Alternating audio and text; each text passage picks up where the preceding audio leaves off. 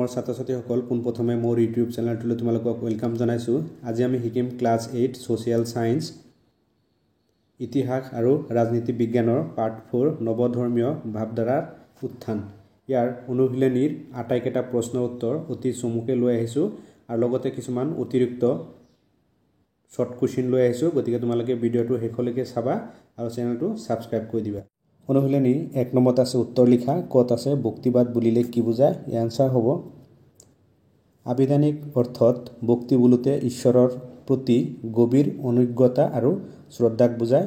সেইফালৰ পৰা ক'বলৈ গ'লে ভগৱানৰ লগত মানৱ আত্মাৰ মিলন, ঈশ্বৰৰ প্ৰতি অগাধ প্ৰেম তথা ভক্তিৰ ওপৰত গুৰুত্ব দি মহাপুৰুষসকলে যি মতবাদ সৃষ্টি কৰিছিল সেয়াই ভক্তিবাদ। খ নম্বৰত আছে ভক্তিবাদ আন্দোলন গঢ়ি উঠাৰ দুটা কাৰণ কি কি? ইয়াৰ আনসাৰ হ'ব খ্ৰীষ্টীয় 7ম শতিকাত দক্ষিণাত্যৰ তামিল ৰাজ্যত আলবাৰ্টছ আৰু নায়ানাৰ নামৰ দুটা সম্প্ৰদায় দুটাৰ পৃষ্ঠপোষকতাত ভক্তিবাদ আন্দোলন গঢ়ি উঠিছিল। এই দুটা সম্প্ৰদায়ে তেওঁলোকৰ ভক্তিবাদী চিন্তাধাৰাত ঈশ্বৰৰ প্ৰতি থকা শ্ৰদ্ধাক কেৱল ভক্তি বুলি নাভাবি ঐশ্বৰিক শক্তি উপাসনাৰ মাধ্যমেৰে সমাজ সংস্কাৰ কৰি সৰ্বসাধাৰণৰ সকলো প্ৰকাৰ কল্যাণ সাধনত গুৰুত্ব দিছিল। 2 নম্বৰত লিখিছোঁ মধ্যযুগত ইছলাম ধৰ্মৰ আবিৰ্ভাৱে ভক্তি আন্দোলন জাগৰণ অৰিহণা যোগাইছিল। গ নম্বৰত আছে দিব্য প্ৰবন্ধম কি? ইয়াৰ আনসাৰ হ'ব আলবাৰ্টসকলৰ গীত মাত মৌখিক সাহিত্যৰ কীৰ্তিৰাজি পৰৱৰ্তী কালত সংকলিত ৰূপত প্ৰকাশ পায়। আলবাৰ্টসকলৰ এই সংকলিত সাহিত্য সম্ভাৰকে দিব্য প্ৰবন্ধম বোলে। গ নম্বৰত আছে উত্তৰ ভাৰতত ভক্তি আন্দোলনৰ গুৰি ধৰোঁতা 4গৰাকী ব্যক্তিৰ নাম লিখা। ইয়াৰ আনসাৰ হ'ব উত্তৰ ভাৰতত ভক্তি আন্দোলনৰ গুৰি ধৰোঁতা 4গৰাকী ব্যক্তিৰ নাম হ'ল নানক, তুলসীদাস, কবিৰ আৰু ৰামানন্দ। উঙত আছে শংকৰদেৱৰ মতে মানুহে কেনেকৈ মুক্তি লাভ কৰিব পাৰে? ইয়াৰ আনসাৰ হ'ব শংকৰদেৱৰ মতে মানুহে ঈশ্বৰৰ ওচৰত একান্ত বিশ্বাস তথা নাম ভক্তিৰ দ্বাৰা মানুহে মুক্তি লাভ কৰিব পাৰে। এইটো হ'ল উঙৰ এনচাৰ। 2 নম্বৰত আছে পাঠৰ আলামত উপযুক্ত শব্দৰে তলৰ খালী ঠাইবোৰ পূৰ কৰা। ক'ত আছে শংকৰাচাৰ্য আছিল ডেছ বিশ্বাসী? ইয়াত লিখিম আমি অদ্বৈতবাদ। শংকৰাচাৰ্য আছিল অদ্বৈতবাদ বিশ্বাসী। খ নম্বৰত আছে খ্ৰীষ্টীয় দেশৰ পৰা ভাৰতত ইছলাম ধৰ্মাৱলম্বী তুৰ্কী আফগানসকলৰ আবিৰ্ভাৱ ঘটিছিল। ইয়াত লিখিম আমি 9ম শতিকা। এনচাৰটো এনেকৈ লিখিম খ্ৰীষ্টীয় 9ম শতিকাৰ পৰা ভাৰতত ইছলাম ধৰ্মাৱলম্বী তুৰ্কী আফগানসকলৰ আবিৰ্ভাৱ ঘটিছিল। ঘ নম্বৰত আছে ৰামানন্দৰ মূল উপাস্য দেৱতা আছিল। ইয়াত লিখিম আমি বিষ্ণুৰ অৱতাৰ ৰাম। এনচাৰটো এনেকৈ লিখিম ৰামানন্দৰ মূল উপাস্য দেৱতা আছিল বিষ্ণুৰ অৱতাৰ ৰাম। ঘত আছে তুলসীদাসক ডেছ বুলি গণ্য কৰিছিল। ইয়াত লিখিম আমি বাল্মীকিৰ অৱতাৰ। তুলসীদাসক বাল্মীকিৰ অৱতাৰ বুলি গণ্য কৰিছিল।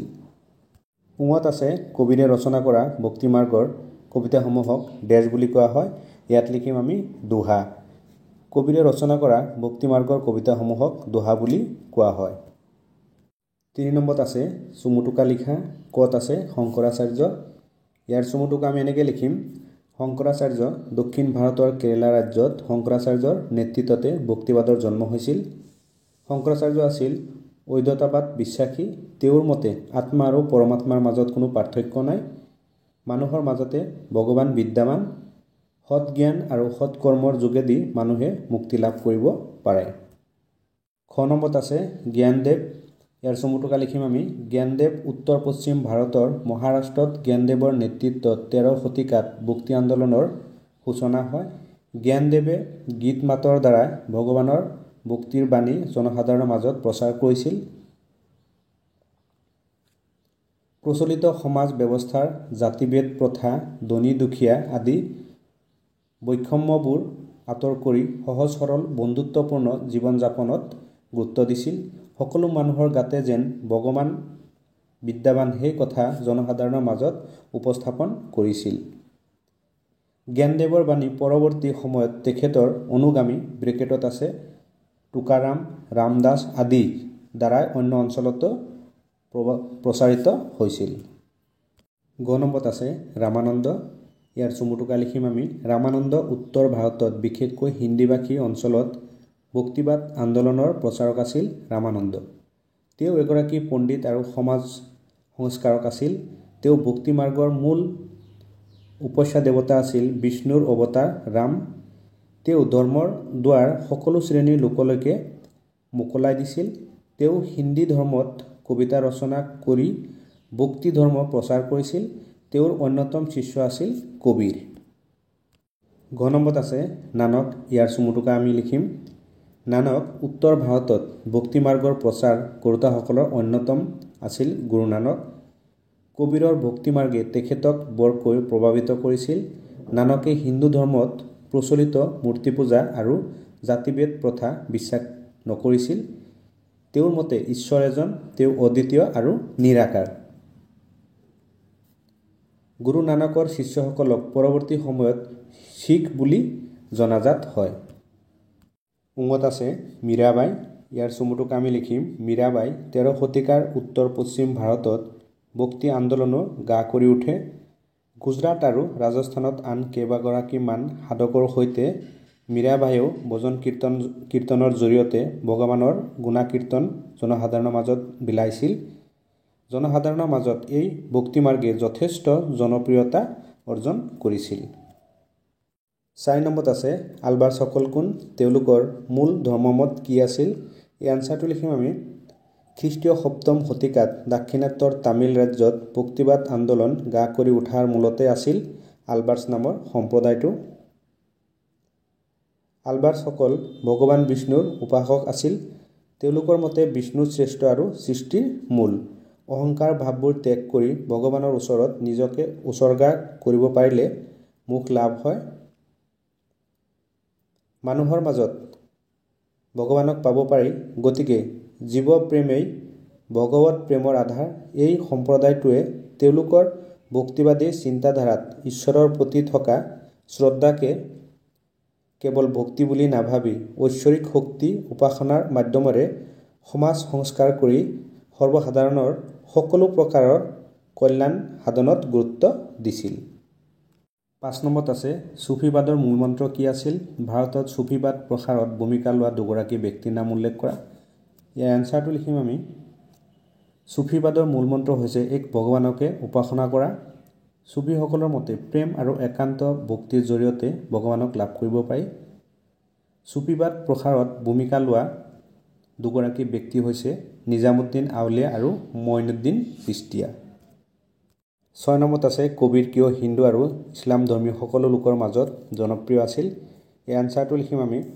কবিৰ মুছলমান তাঁতী পৰিয়াল এটাত ডাঙৰ দীঘল হৈছিল। অন্যান্য ভক্তিমাৰ্গৰ সাধকসকলৰ দৰে তেওঁ এক ভগৱানৰ উপাসনা আছিল। ভগৱানক তেওঁ ৰাম, হৰি, খোদা, আল্লাহ আদি বিভিন্ন নামেৰে অভিহিত কৰিছিল। কবিৰে ভক্তিৰ সৰহ কবিতাৰ যোগেদি ভক্তি ধৰ্ম প্ৰচাৰ কৰিছিল। জনসাধাৰণৰ মাজত এই কবিতাসমূহে যথেষ্ট সমাদৰ লাভ কৰিছিল। তেওঁ প্ৰচাৰ কৰা ভক্তি মাৰ্গৰ প্ৰতি আকৰ্ষিত হৈ হিন্দু মুছলমান উভয় ধৰ্মৰ লোকে তেওঁৰ শিষ্যত্ব গ্ৰহণ কৰিছিল। সেয়ে কবিৰ হিন্দু আৰু ইছলাম ধৰ্মী সকলো লোকৰ মাজত জনপ্ৰিয় আছিল। 7 নম্বৰত আছে ভক্তি আন্দোলনৰ নেতাসকলে ধৰ্মৰ উপৰি সমাজ সংস্কাৰ কাম হাতত লোৱাৰ উদ্দেশ্য কি আছিল? এই এনচাৰ হ'ব মধ্যযুগত ভাৰতৰ সমাজ ব্যৱস্থা ধৰ্মৰ দিশৰ পৰা বহুতো প্ৰত্যাহ্বান গা কৰি উঠিছিল। বিশেষকৈ হিন্দু ধৰ্মৰ কঠোৰ নীতি নিয়ম, জাতিভেদ প্ৰথা, উচ্চ নীচ, ধনী দুখীয়া পাৰ্থক্য সমাজৰ নিম্ন শ্ৰেণীৰ লোকক বৰকৈ অধিষ্ঠিত কৰি তুলিছিল। তেওঁলোকে ইয়াৰ পৰা মুক্তি বিচাৰিছিল। জনসাধাৰণক এই ধৰ্মীয় ব্যভিচাৰ আৰু কুসংস্কাৰবোৰৰ পৰা মুক্তি দিয়াই এখন ভক্তিৰসত নিমজ্জিত সমাজ গঠন। ভক্তি আন্দোলনৰ নেতাসকলে সমাজ সংস্কাৰ কাম হাতত লৈছিল। 8 নম্বৰত আছে ভাৰতবৰ্ষত ভক্তি আন্দোলন জনপ্ৰিয় হোৱাৰ কাৰণ কি? ভাৰতবৰ্ষত ভক্তি আন্দোলন কিহৰ কাৰণে জনপ্ৰিয় হৈছিল তাৰ কাৰণবোৰ আমি লিখিব লাগে। এই আনচাৰটো লিখিম আমি। ভাৰতবৰ্ষত সমাজ সংস্কাৰৰ দিশত ভক্তি আন্দোলনে বিশেষ প্ৰভাৱ পেলাইছিল। এই আন্দোলনৰ ফলত সমাজৰ জাতিভেদ প্ৰথা, উচ্চ নীচ, আচাৰ অনুষ্ঠানৰ বাহুল্যতা বহুখিনিত হ্ৰাস পাইছিল। উদাৰ মানৱীয় দৃষ্টিভংগী ভক্তিবাদৰ বৃত্তি হোৱাৰ বাবে নাৰীয়েও পুৰুষৰ লগে লগে সমানে ধৰ্ম চৰ্চা কৰাৰ সুযোগ লাভ কৰিছিল। ভক্তি আন্দোলনৰ গুৰি ধৰোঁতাসকলে তেওঁলোকৰ মতামতসমূহ সকলোৱে বুজিব পৰাকৈ আঞ্চলিক ভাষাৰ যোগেদি প্ৰচাৰ কৰিছিল, যাৰ পৰিপ্ৰেক্ষিতত আঞ্চলিক ভাষাৰ উত্থান ঘটিছিল। পণ্ডিতসকলৰ মতে ভক্তি আন্দোলনৰ জৰিয়তে মধ্যযুগীয় ভাৰতত সামাজিক পুনৰ জাগৰণ আকাংক্ষা প্ৰতিফলিত হৈছিল। উপৰোক্ত কাৰণবোৰৰ বাবে ভাৰতবৰ্ষত ভক্তি আন্দোলন জনপ্ৰিয় হৈছিল। ৯ নম্বৰত আছে শ্ৰীমন্ত শংকৰদেৱে অসমীয়া সমাজলৈ আগবঢ়োৱা অৰিহণাৰ বিষয়ে 50টামান শব্দৰ ভিতৰত একোটি টোকা লিখা। এনচাৰ হ'ব খ্ৰীষ্টীয় পঞ্চদশ শতিকাত মহাপুৰুষ শ্ৰীমন্ত শংকৰদেৱে অসমত ভক্তি আন্দোলনৰ সূচনা কৰে। তেখেতে ভাৰতৰ প্ৰসিদ্ধ তীৰ্থস্থানসমূহ ভ্ৰমণ কৰি হিন্দু ধৰ্মৰ মূল শাস্ত্ৰবোৰ খৰচি মাৰি অধ্যয়ন কৰিছিল। ভাগৱত পুৰাণকে সকলোৰে মূল বুলি মতপোষক কৰি তেখেত অসমত ভক্তি আন্দোলনৰ গুৰি ধৰিছিল। ভক্তিবাদৰ ধাৰণাৰে তেওঁ অসমীয়া সমাজখনক নকৈ গঢ়ি তুলিলে। অসমীয়াৰ সমাজ জীৱনটোক একত্ৰিত কৰিবলৈ তেওঁ সমতা, সহনশীলতা আৰু অহিংসাৰ বাণী প্ৰচাৰ কৰিছিল। ভক্তিবাদক প্ৰচাৰ কৰি তেওঁ বৈষ্ণৱ ধৰ্ম প্ৰচাৰ কৰাৰ লগতে সমাজৰ সংস্কাৰতো মনোনিৱেশ কৰিছিল। ধৰ্মক জনসাধাৰণৰ কাষ চপাই আনিবলৈ শংকৰদেৱে সংস্কৃতৰ সলনি ব্ৰজৱলী ভাষা আৰু অসমীয়া ভাষাত ধৰ্মশাস্ত্ৰবোৰ ৰচনা কৰিছিল। সামাজিক একতা আৰু সম্প্ৰীতিৰ বান্ধনো সুদৃঢ় কৰিবলৈ তেওঁ বিভিন্ন সাংস্কৃতিক কাৰ্যসূচী ব্যৱস্থা কৰিছিল। এতিয়া আমি কিছুমান অতিৰিক্ত প্ৰশ্নৰ বিষয়ে আলোচনা কৰিম। ১ নম্বৰত আছে ভাৰতত নৱধৰ্মীয় ভাৱধাৰাৰ প্ৰধান উদ্দেশ্য কি আছিল? এনচাৰ লিখিম ধৰ্মীয় অন্ধবিশ্বাস, ধৰ্মগুৰুৰ একচেটিয়া প্ৰভাৱ আৰু সামাজিক কুসংস্কাৰ আঁতৰাই ধৰ্মক সহজ সৰল ৰূপত প্ৰতিষ্ঠা কৰা। এইটোৱে হ'ল ১ নম্বৰ প্ৰশ্নৰ এনচাৰ। ২ নম্বৰত আছে ভক্তি আন্দোলনৰ মূল নীতি কি আছিল? এনচাৰ হ'ব ঈশ্বৰৰ প্ৰতি ভক্তি, সমতা, ভাতৃত্ব আৰু সহজ ধৰ্ম জীৱন। এইটো হ'ল ২ নম্বৰ প্ৰশ্নৰ এনচাৰ। ৩ নম্বৰত আছে ভক্তি আন্দোলনৰ প্ৰচাৰক ৰূপে দুখন নাম লিখা।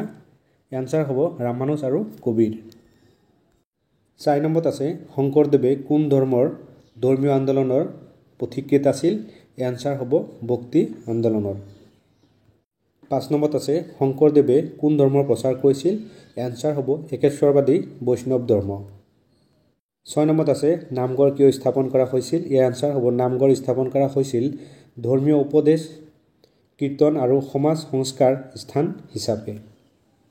৭ নম্বৰত আছে শংকৰদেৱে ৰচনা কৰা কাব্যৰ নাম লিখা। ইয়াৰ এনচাৰ হ'ব কীৰ্তন ঘোষা। ৮ নম্বৰত আছে শংকৰদেৱৰ নৃত্য নাটকৰ নাম কি? এনচাৰ হ'ব অংকীয়া নাট। এই প্ৰশ্নটো তোমালোকৰ পৰীক্ষাত আহে। ৯ নম্বৰত আছে মাধৱদেৱৰ ৰচিত কোনো এখন গ্ৰন্থৰ নাম লিখা। ইয়াৰ এনচাৰ হ'ব নামঘোষা। ১০ নম্বৰত আছে বৈষ্ণৱ ধৰ্মৰ মূল ধৰ্মীয় গ্ৰন্থ কোনটো? এনচাৰ হ'ব ভাগৱত পুৰাণ। ১১ নম্বৰত আছে কবিৰৰ মূল শিক্ষা কি আছিল? এনচাৰ হ'ব ঈশ্বৰ এক, ধৰ্মভেদ নাই। ১২ নম্বৰত আছে গুৰু নানক কোন ধৰ্মৰ প্ৰতিষ্ঠাতা আছিল? ইয়াৰ এনচাৰ হ'ব শিখ ধৰ্ম। ১৩ নম্বৰত আছে গুৰু নানকৰ মূল উপদেশ কি আছিল? ইয়াৰ এনচাৰ হ'ব একেশ্বৰবাদ, ধৰ্মীয় সহিষ্ণুতা আৰু ভাতৃত্ব। ১৪ নম্বৰত আছে নৱধৰ্মীয় ভাৱধাৰাৰ সামাজিক প্ৰভাৱ কি আছিল? ইয়াৰ এনচাৰ হ'ব জাত-পাত, অস্পৃশ্যতা, অন্ধবিশ্বাস আদি সমাজৰ দুখবোৰ হ্ৰাস পাইছিল। ১৫ নম্বৰত আছে নৱধৰ্মীয় ভাৱধাৰাই সাহিত্য ক্ষেত্ৰত কি অৱদান আগবঢ়ালে? ইয়াৰ এনচাৰ হ'ব আঞ্চলিক ভাষাৰ বিকাশ, ধৰ্মীয় কাব্য, সংগীত, নাট আদি সৃষ্টি। ১৬ নম্বৰত আছে ভক্তি আন্দোলনৰ দ্বাৰা সংগীত ক্ষেত্ৰত কি বিকাশ হৈছিল? ইয়াৰ এনচাৰ হ'ব কীৰ্তন, ভজন, গীত আদি নতুন ধৰ্মীয় সংগীতৰ বিকাশ। ১৭ নম্বৰত আছে কেৱল ধৰ্মগুৰুৰ হাতত ধৰ্মৰ নিয়ন্ত্ৰণ থকা কিয় সমাজৰ সমস্যা আছিল? এনচাৰ হ'ব কাৰণ তাত লোভ, ভণ্ডামি আৰু কুসংস্কাৰৰ প্ৰভাৱ আছিল। ১৮ নম্বৰত আছে শংকৰ মাধৱীয় ধৰ্মৰ মূল লক্ষ্য কি আছিল? এনচাৰ হ'ব ঈশ্বৰৰ প্ৰতি ভক্তি আৰু সমতা। ১৯ নম্বৰত আছে অসমত ভক্তি আন্দোলনৰ প্ৰধান নেতা কোন আছিল? এই এনচাৰ হ'ব মহাপুৰুষ শংকৰদেৱ। অতিৰিক্ত প্ৰশ্নৰ শেষৰ প্ৰশ্নটো আছে ২০ নম্বৰত শংকৰদেৱৰ দুজন প্ৰধান শিষ্য কোন? এনসাৰ হ'ব মাধৱদেৱ আৰু দামোদৰদেৱ।